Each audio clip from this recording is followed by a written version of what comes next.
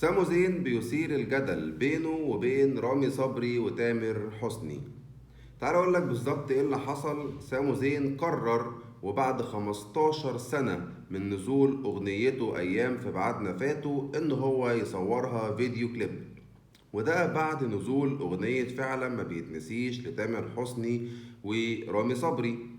واللي حصل ده خلى الناس تبدأ تقارن وتقول إن اللحن بتاع أغنية فعلا ما بيتنسيش مسروق من الأغنية بتاعت سامو زين، رغم إن سامو زين بعد نزول الأغنية بارك لرامي صبري وتامر حسني في بوست على الفيسبوك، وما كانش ليه أي ردود تانية غير إن هو صور الفيديو كليب ونزله.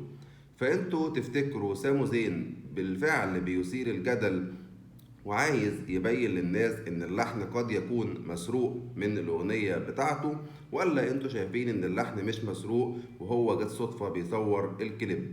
بقول لكم كده لان بعد 15 سنة جه بيصور الكليب. فانتوا قولوا لي شايفين الموضوع ازاي من وجهة نظركم في كومنتات.